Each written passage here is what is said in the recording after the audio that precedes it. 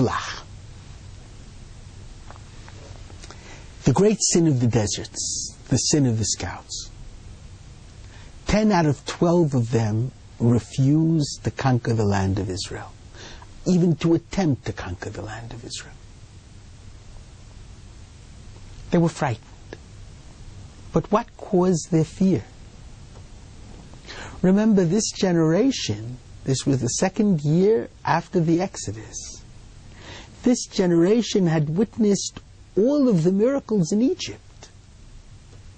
With God's help, they managed to overcome the most powerful, the mightiest power on earth.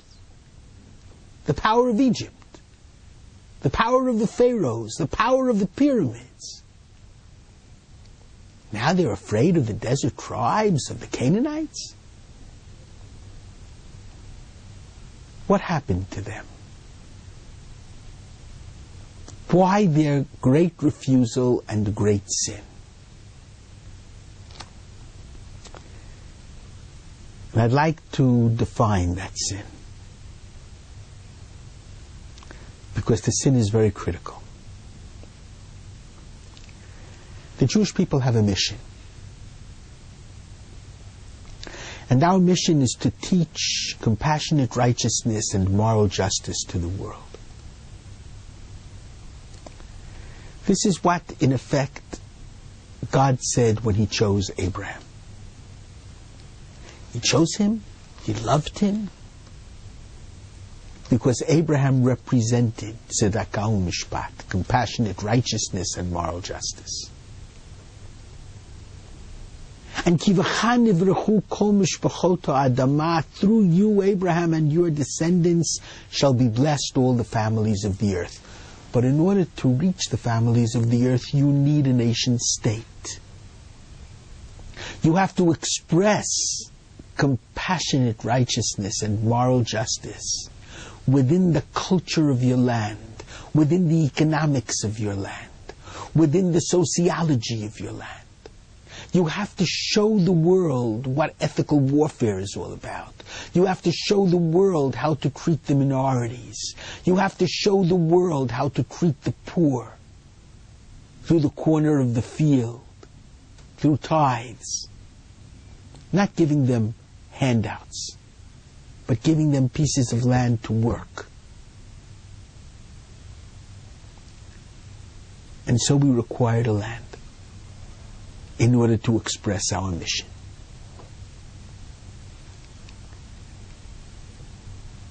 What happened was, and their greatest sin lay in what they say in the last verse of chapter 13. When they come back to the land of Israel and give their report. And they call it a land which devours its inhabitants. Everyone was very tall and powerful. And there are two ways of interpreting that. If everyone was very tall and powerful, it means it's a goodly land which produced goodly fruits and goodly vegetables and goodly food. But they didn't see that part of it. They only saw how difficult they would be to fight. The last verse in chapter 13. And there we saw the giants, the very tall people. And we were in our eyes like grasshoppers. And that's how we appeared in their eyes as well. The sin of the scouts was that they lost belief in themselves. There's an expression in Judaism and a blessing which we recite all the time, in which we thank God for having chosen us from all other nations and given us His Torah. We weren't chosen because of the way our nose looks or the color of our eyes. We were chosen because we're the people who believe in God's moral and ethical law and understand the importance of loving our friend like ourselves. We were chosen because God believed in us and that we would be capable of expressing a mission